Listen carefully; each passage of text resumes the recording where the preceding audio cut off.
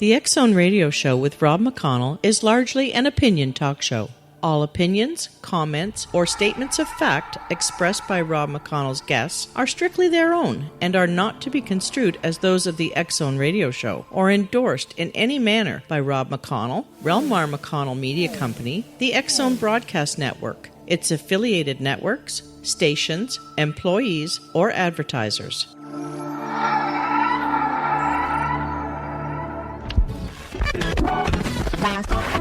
All Hit Radio.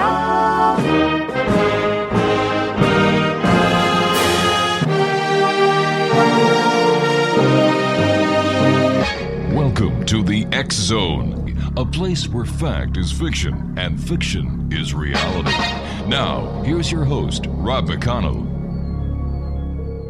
Welcome back to the X Zone, everyone. My name is Rob McConnell. We're coming to you from our studios in Hamilton, Ontario, Canada. Worldwide toll-free, 1-800-610-7035. Email xzone@xzoneradiotv.com.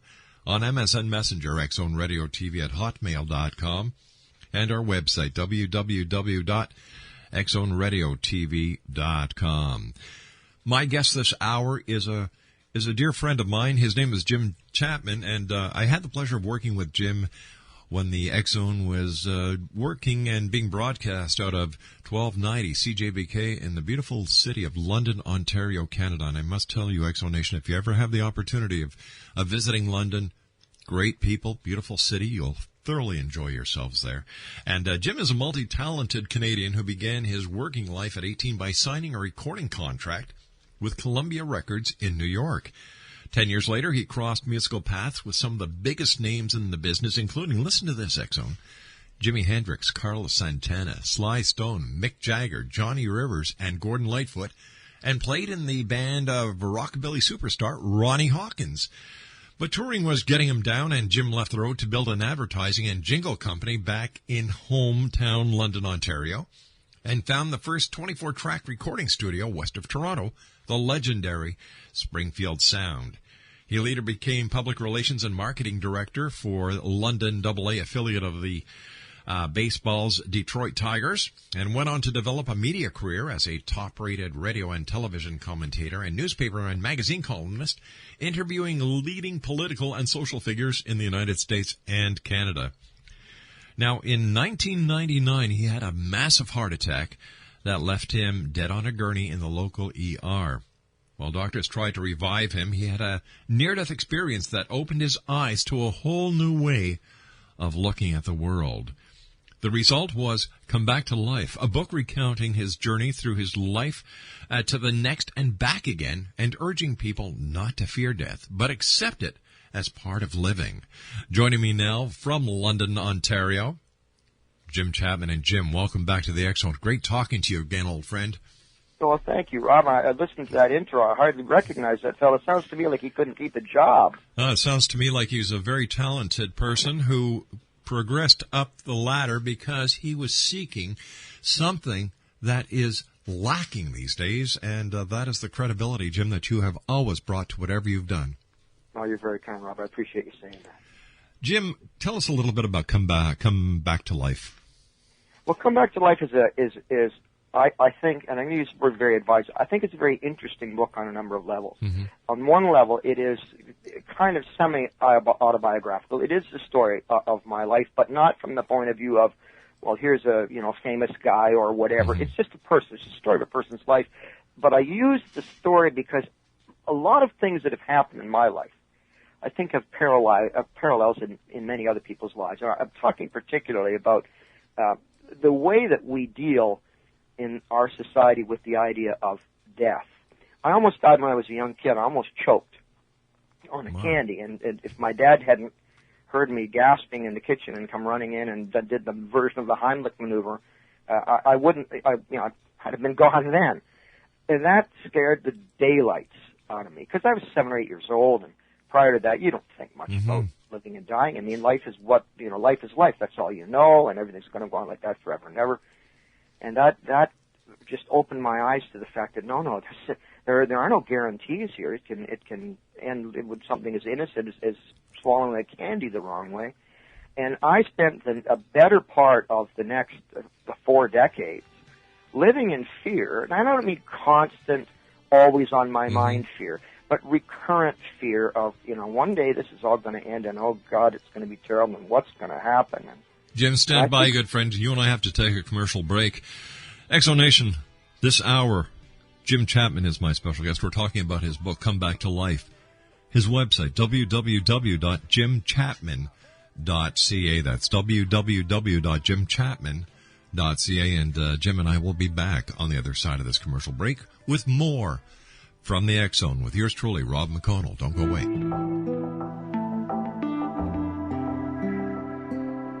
Take a step back in time and discover old Florida cuisine at Marsh Landing Restaurant in Fellsmere. Enjoy delicacies such as frog legs, gator tail, catfish, and swamp cabbage, or enjoy the more traditional cuisine like hand-cut Angus steaks, ribs, and seafood. Join us for breakfast with a southern flair featuring sweet potato pancakes, biscuits and gravy, and much more. Planning a party? Marsh Landing's private dining room can accommodate groups from 8 to 80 people. While you're visiting, enjoy the historic pictures, artifacts, and stories that line the walls. Marsh Landing is truly a unique experience. Marsh Landing Restaurant, 44 North Broadway in historic Fellsmere, or visit marshlandingrestaurant.com. Marsh Landing, old Florida cuisine at its best.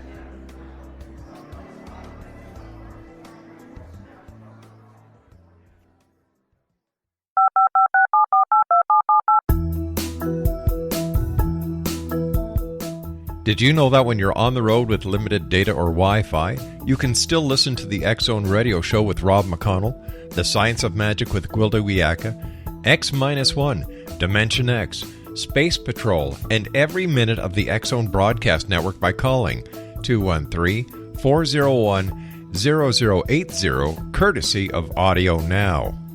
No smartphone, app, or internet needed. It saves your data plan, and it's free if you have unlimited minutes. Call 213-401-0080 to listen on any phone, anytime, anywhere. Remember, 213-401-0080 for the best of the paranormal, parapsychology, and sci-fi radio programming anywhere, 24/7, 365.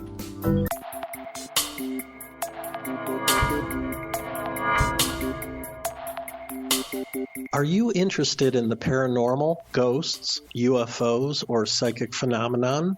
Join me, Tim Bartley, co-host of Talking to Spirits with Lightworkers Tim and Justina, coming mid-January 2017 to the XZBN. We will channel spirits live and talk to them, revealing all kinds of amazing information. Spiritual attachments will be found and removed on the show, and so much more.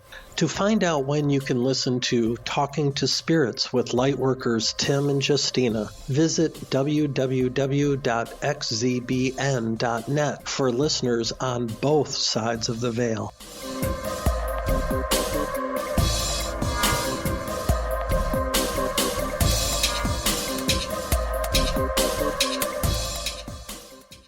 And welcome back, everyone. Jim Chapman is my special guest. We're talking to Jim today about his book, Come Back to Life. His website is www.jimchapman.ca. Jim, as the song by Tim McGraw says, live like you are dying. Aren't we all dying? Didn't we actually start dying the moment we were born?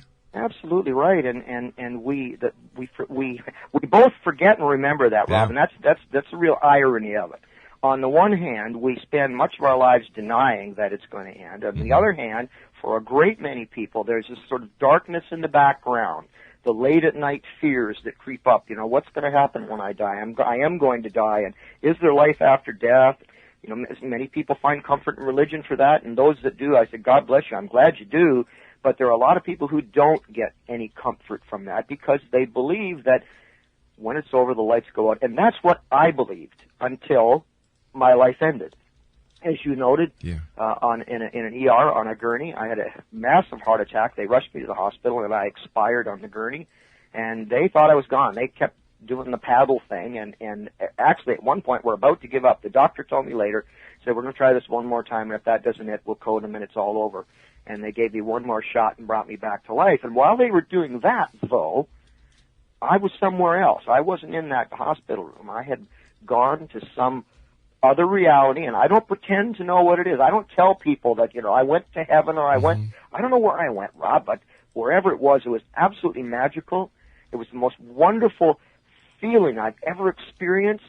And as I stood there, and I was actually in a place, I was standing on the edge of this valley, and all these thoughts were running through my head, and I could see the sunshine, I could feel the wind on my face, and I knew very clearly, there's no question in my mind, I knew that I was dead, because I said to myself, I've died, they lost me. I remember the, some of the phrases that popped into my head. And this experience of being in this other place and then starting to get some kind of communication from someone or something that opened my eyes about the way I had been wasting my life, that wasting my time on fear of, what happens when. And it was given to me, and I took it as a sacred trust, and that's how the book eventually became a book. I took it as a kind of a sacred trust to share this information that I had been given, because I was blessed to be in a position, to have been in the media and have some notoriety, some small amount of fame, at least in Ontario, and it was in a position where if I spoke, people would listen. Now, that didn't mean they were going to believe necessarily what I told them, and I didn't make it a crusade. I didn't say, you have to believe me. But I saw it as an opportunity to take what I had learned, that we really, really must not fear dying, although, as the song says, you've got to live, you've got to acknowledge, you've got to live as though we're dying. You've got to enjoy, you've got to seize every single day, but we don't do that in fear of those days being over. We do it because we are so joyful at the opportunity to have these days, and safe in the knowledge, I believe anyway, safe in the knowledge that there are different days, other days ahead when these days are over. Tell me, Jim, how has this near-death experience changed your life? How differently does Jim Chapman, the host of a very popular talk show out of 1290 CJBK in London, Ontario, when I was there, going back to the late 90s, I believe it was. How has that changed your day-to-day life, Jim? Well, I think the biggest thing, Rob, is it has focused me on, you just used the phrase day-to-day. It has reminded me, and I am reminded every day, that each day is unique, and each day should be lived to the full. So I don't find myself waiting, oh gosh, I can't wait for the weekend. Oh, I can't wait for that holiday coming up, I can't wait for the kids to go back to school. I don't live a can't wait life anymore. And that's one of the things that I think so many of us do. If I could only get through today, I get past this week, and it's going to be better. I'm going to go visit mom on the weekend, and it'll be fun. But in the meantime, the week's off. We cannot allow ourselves to fall into that trap, because it is a trap, and it robs us. It robs us of so much of life.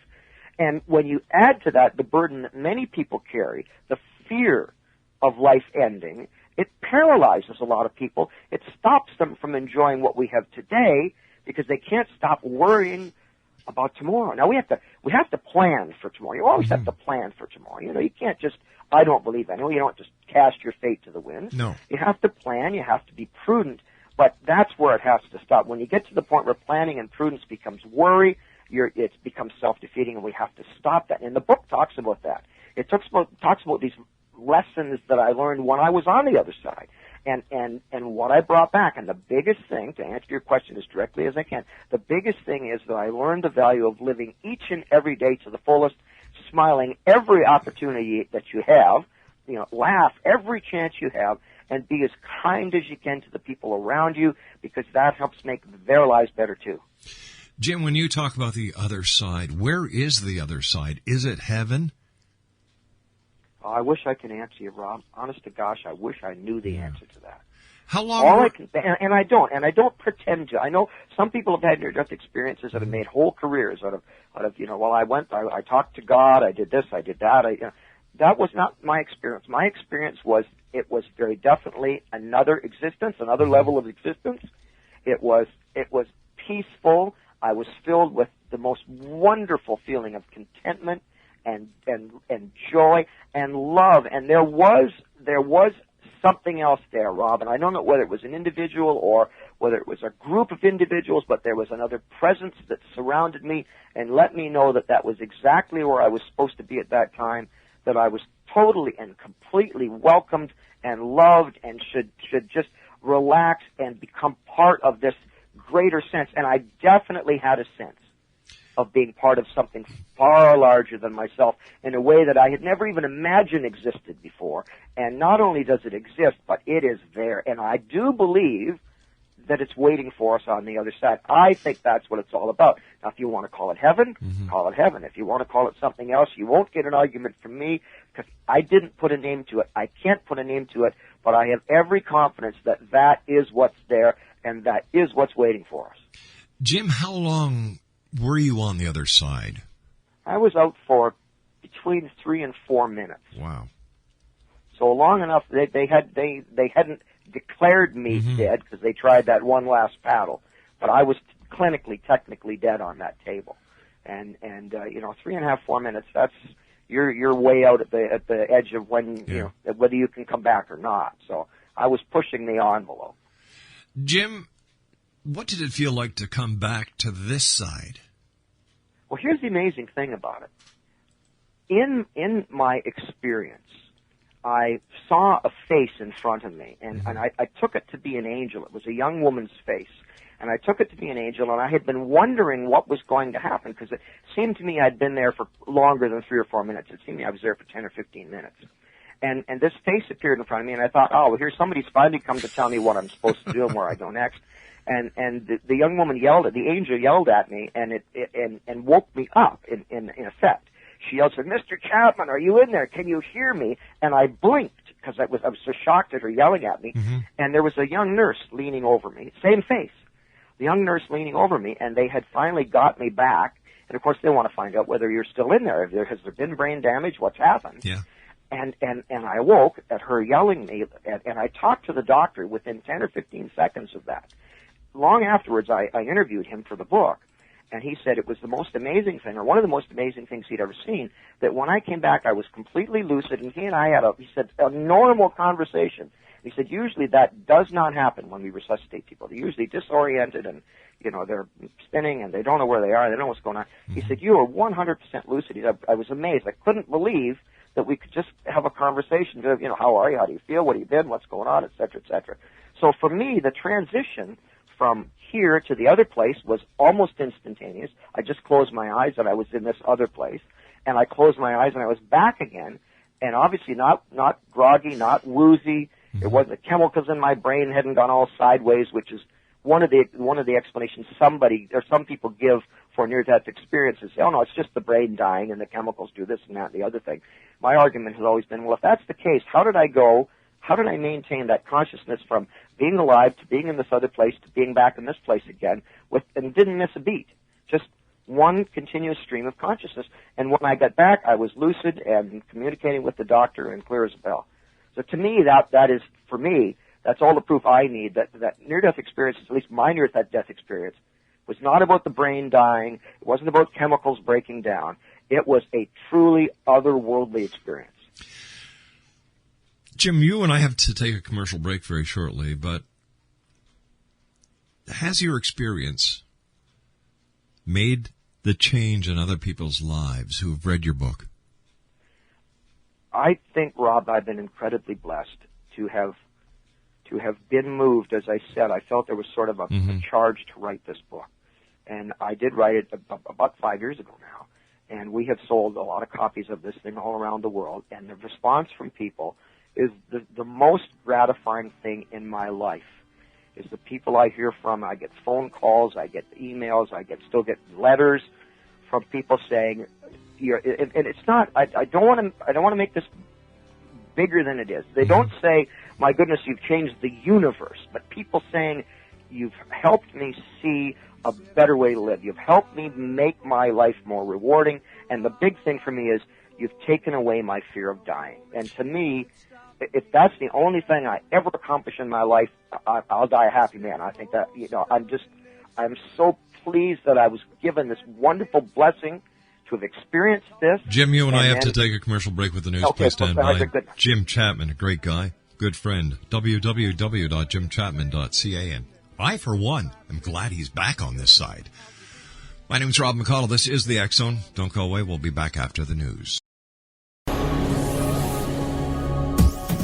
This is the X-Zone Broadcast Network, broadcasting worldwide on broadcast affiliates and satellite program providers, including CNN Broadcast Network, Sirius Satellite Network, Star Media, Good News Radio Network, Angel Broadcast Network, Wiki Broadcast Network, and WPBN TV. For more information on the X-Zone Broadcast Network, visit us at www.xzbn.net.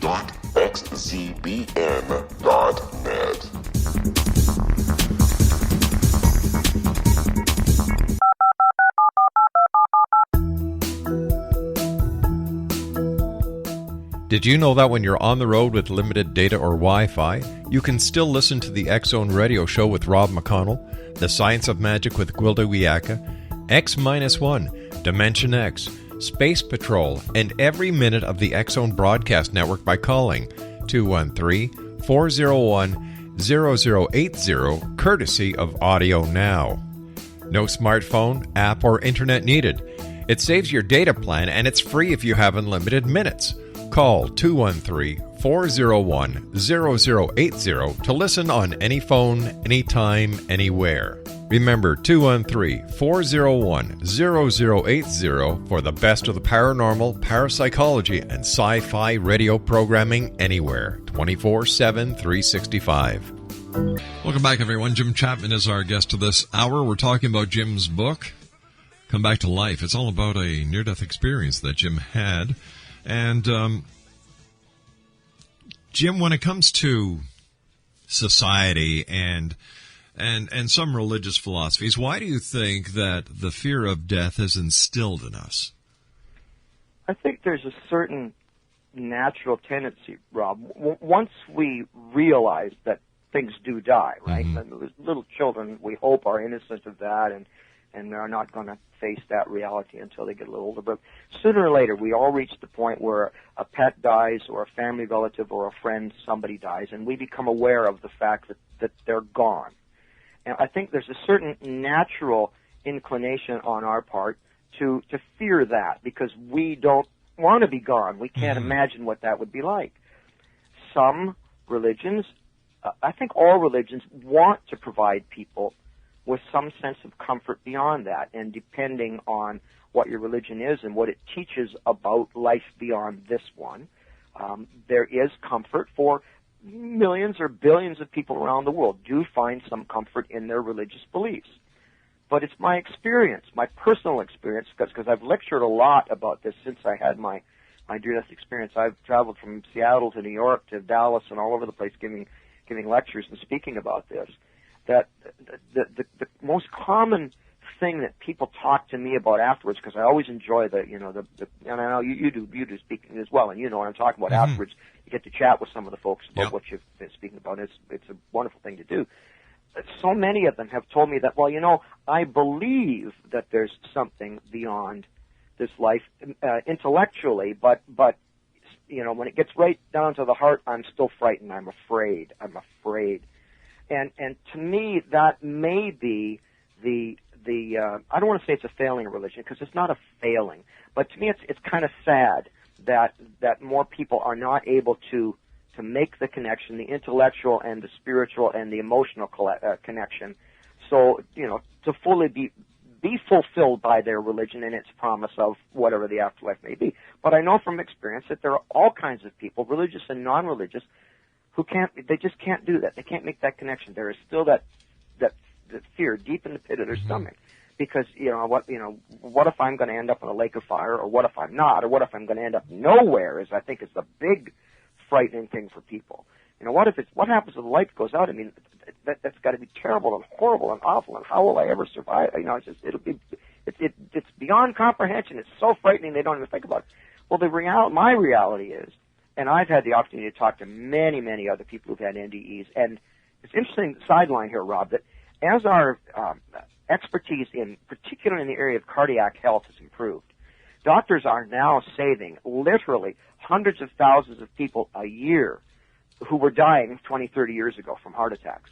Had I had the kind of heart attack I had in 1989 and not 1999, I would not have survived it. So we have this huge new group of people who are effectively dying and then being brought back to life, and a significant percentage of them are reporting near-death experiences. So that just reinforces my own belief that this experience is very real. I don't know why everybody who dies doesn't have it. I don't know the answer to that. But I choose to be an optimist because I am an optimist, and my experience taught me to be an optimist. I choose to believe that what I experienced and what a great many other people are experiencing is a precursor of what's on the other side. So what does it mean? People say, well, so what? What do you think that means? Well, to me, what it means is we have to stop being afraid of death because it's there, it's inevitable. We all know it's inevitable, but I believe that it's not the end of anything. It's just a transition to something else. So people have said, well, does that mean you'd jump in front of a moving train or you'd step in front of a bullet? No, I'm still afraid to die because it might be painful. It could be messy. It's going to be distressing to my family and so on. But Woody Allen had a great line about that. And he said, I'm not afraid to die. I just don't want to be there when it happens. So to me, that kind of sums it all up, right? Like physically, as a physical, corporeal being, I'm not looking forward to this life ending, but I'm not afraid of what's beyond. I'm not at all afraid of what's beyond. And that is so incredibly liberating to you. You can hardly imagine the difference in your life when you get up or you wake up in the morning. You're somebody like me who for the previous 40 years, almost every day at some point of the day, there'd be some little niggling reminder that, I'm going to die one day, or, oh, gee, I hope this, or I hope that, oh, this doesn't. We all live with that. Some of us worse than others, and it was a pretty serious problem for me for many years. And it led to depression and a lot of other unpleasant things. And to wake up in the morning, open your eyes and go, wow, this is fantastic. I got another day ahead of me. This is great. And not think, oh, but what if it's the last one? I don't think that way. I do not think that way. I live as though every day is my last day. I get as much pleasure and enjoyment and do as much for other people as I can because I find that gives me pleasure. I do as much of that every day as I can, but I don't worry about, well, gee, what if I don't wake up tomorrow? If I don't wake up tomorrow, no problem. We'll press on and we'll deal with that when it comes. Jim, do you find the medical community is finally starting to take note of near-death experiences and are actually taking them seriously, or are they still looking at it as a part of the dying process? I think it depends on who you talk to, Rob. I have interviewed doctors who believe very strongly that it is simply a chemical reaction, that it's just part of the dying process, that the brain breaks down, and they can give you chapter and verse on what chemical turns into what chemical and does this and does that. But I've also talked to a number of doctors, particularly ER doctors, and I think of the doctor who was my ER doctor, who some of them are very willing to say, listen, this is an experience beyond anything normal. It is beyond anything that our senses tell us should happen, but it happens so often that, we believe something's going on. But the group that I've had the most response from are ER nurses and cardiac care nurses, or nurses that work with the dying, with the palliative care and geriatric nurses. Talk to them about their experience of being with people when they pass, and there's a magic to that experience. Now, sometimes it's tempered by the passing can be very painful and horrible to watch and so on. Some forms of cancer and so on are very unpleasant death. But you talk to the people that work in that area, and I will say, in my own experience, I'm not going to quote you any numbers, but in my own experience, that a large majority of those people, when I talk to them or I give a lecture about my experience, they're smiling, they're nodding their heads, and they come up and talk to me afterwards and say, I completely understand what you're saying. Even people who've not had it themselves, but have been there and watched other people either go through NDEs or just come to the end of their lives, and there's something very magical that happens in those last few hours. And I had the wonderful blessing, although it was a loss to us, to our family, my mother-in-law, with whom I was very close. I was there when she passed, and I was with her for 3 days before she passed. And I know that her experience, and talking to me just hours before she actually died, she was going from here to somewhere else and coming back and going and talking to her through that experience just simply solidified, if it needed to be, and it really didn't, but if I needed any more proof that there is something else there, that gave it to me. And people who work in that environment, in my experience, they understand that. They are not the skeptics. I think the skeptics are the ones who look at it from a purely scientific view, and I don't blame them for that. Mm-hmm. That's their, we need scientists. We need people who are studying the human body and, the human brain and all of this. We need people. We need them to do it objectively. We need them to do it with the scientific method. And I appreciate and applaud people who do that, but at the same time, I have to say that science does not yet know everything, cannot yet explain everything, and I'm not sure that science itself will ever be able to explain everything. I think there are things that maybe transcend that as far as human beings and our ability to comprehend. And to me, I would never argue with a doctor who said, your experience wasn't real. I would simply ask him, prove it. Jim, we call it the other side, or you call it the other side, and that so many people believe that this little slice in the time-space continuum that we call our present-day reality is just part of an ongoing process. I've spoken to people who have had near-death experiences, and one of the ways that somebody described it that I'll never forget is they say, just imagine, Rob, a wall full of books. Each book has a chapter. And when you go from the first book, the first chapter, that is when your life starts. And as you progress through each chapter, through each book, is another existence. You look at that and you say, wow. And it's because of people who have the near-death experience, who share the experience, who are willing to share the experience, that I believe that more and more people are coming to better understand that the passing or dying in this existence does not mean the end of it all. Now, I hope that number of people increases and increases and increases. And one of the interesting things, very, very quick note I want to make here, until very recently, most people were very reluctant to talk about this because they were called crazy, you're insane, you're nuts. And it's only been in the last 20 or 30 years, really, where you've seen a large number of people stepping forward, partly because more people are being brought back, as I said earlier, but partly, I think, too, and because of people like myself, and I'm not taking any credit, but I know there are more people like me in communities who maybe had some visibility, who, when they went through the experience, said, I am not going to be quiet. Yeah. I am not crazy. I know what happened to me, and I'm going to tell people because they need to know. And the more people that do that, then the more other people come forward and say, it happened. I had a minister, I did a speech in his church one day, and he came up to me afterwards. He said, I want to thank you so much for being here today.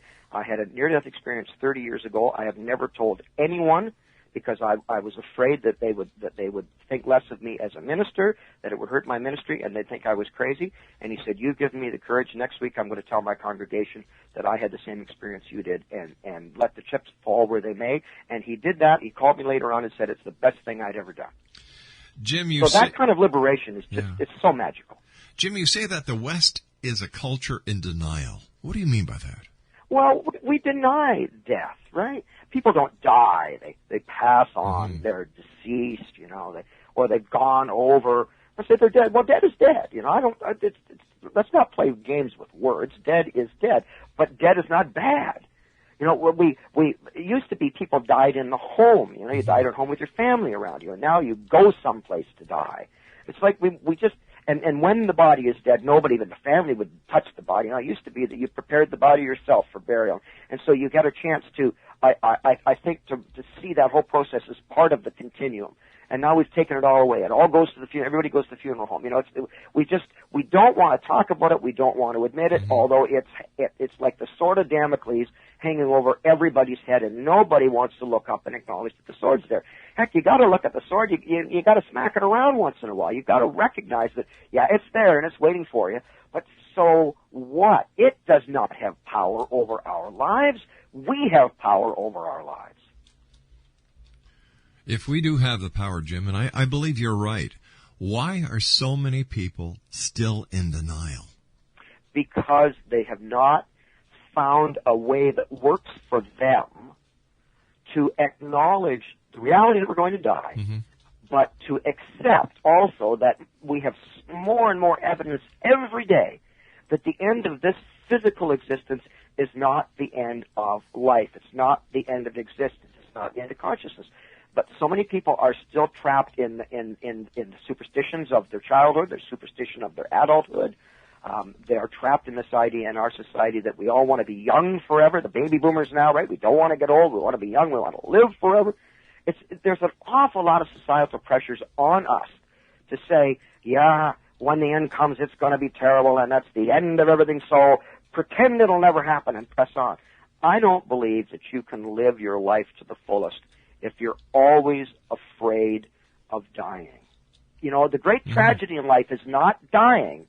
It's being afraid of living. That's the great tragedy, and that's what we have to overcome. And that's what I talk about in the book, in Come Back to Life. I explain what happened to me, how I got to the point where I was, desperately frightened of dying, and out of nowhere came this experience that I didn't expect. I had no religious background for it, nothing. Out of nowhere came this incredible, eye-opening experience, and out of that experience came this book to share what I learned and how it made such a difference in my life, because I was as frightened as anybody of dying. And today I can tell you, when it happens, and we're going to press on. And that change for me is the most magical thing that ever happened in my life. It's the most magical thing I think can happen in anybody's life. Jim, stand by. We've got to take our final break. Great talking to you again, old friend. Exo Nation, Jim Chapman is our special guest. I had the pleasure of working with Jim at 1290 CJBK in London, Ontario, where he did a morning talk show. A very popular morning talk show. His website is www.jimchapman.ca. We'll be back talking more about Come Back to Life on the other side of this break. This is the X-Zone Broadcast Network, broadcasting worldwide on broadcast affiliates and satellite program providers, including CNN Broadcast Network, Sirius Satellite Network, Star Media, Good News Radio Network, Angel Broadcast Network, Wiki Broadcast Network, and WPBN TV. For more information on the X-Zone Broadcast Network, visit us at www.xzbn.net.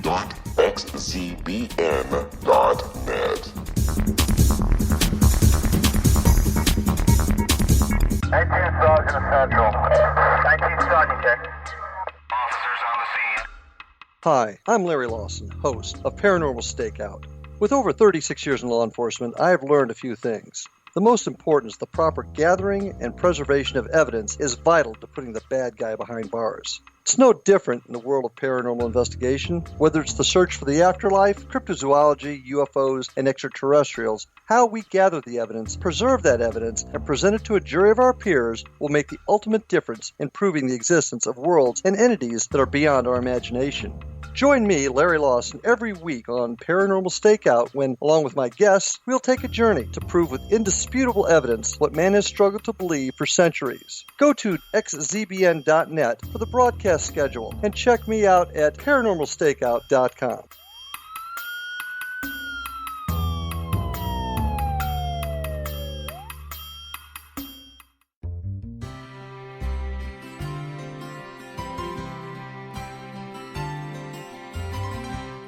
True healing must address 4 levels: physical, emotional, mental, and spiritual, for us to live joyful and productive lives.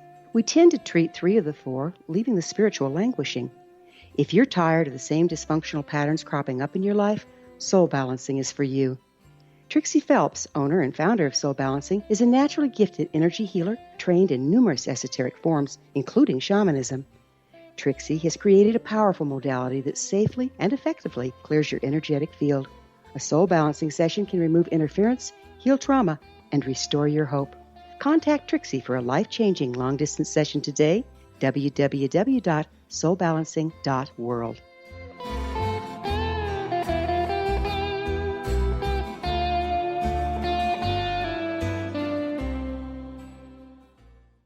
Exo Nation, my guest this hour has been Jim Chapman, and as I've been saying throughout the hour, I had the opportunity and pleasure of working with Jim at 1290 CJBK in London, Ontario, where Jim had a very popular morning talk show.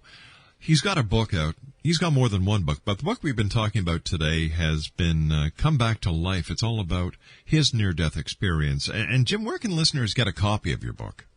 Well, if they're into ebooks, it's available at Barnes & Noble in the States. It's available at Chapters Indigo in Canada. And if they'd like a physical copy of the book, that's available through my website at Jim Chapman, www.jimchapman.ca. Jim, what would you like to leave the X-Zone Nation with tonight? Rob, I think I'm going to repeat something I said earlier because I think it bears repeating, and it is this. The greatest tragedy in life is not dying. It's not living because we're afraid of death. Life offers so many wonderful things and wonderful opportunities. It's an incredible gift.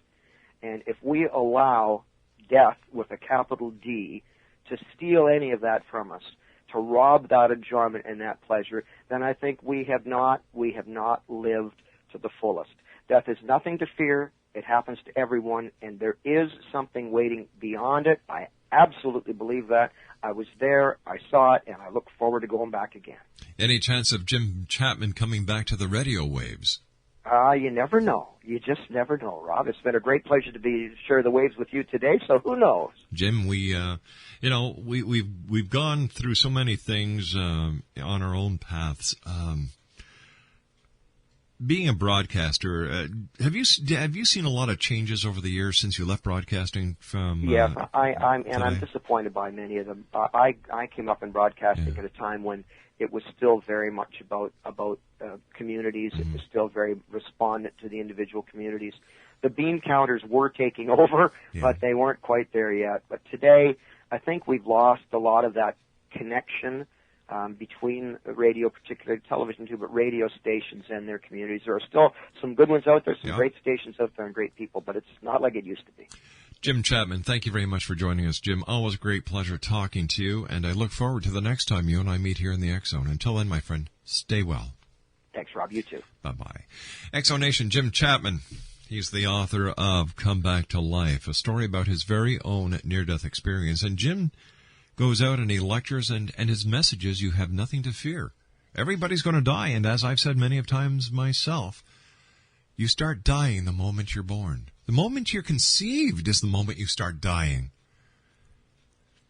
All this and more when we come back here to the X-Zone. Once again, Jim Chapman's book is entitled Come Back to Life, and his website is www.jimchapman.ca. And I look forward to the next time Jim joins us. He's a great guy. And I'd like to hear your comments on dying, death. Are you afraid? X-Zone at XZoneRadioTV.com. I'll be back on the other side of this commercial break with the news as the X-Zone continues from our studios here in Hamilton, Ontario, Canada. You can always listen to the X-Zone 724-365 at www.xzbn.net/live HTM. I'll be back after the news at 6.5 minutes past. Don't go away.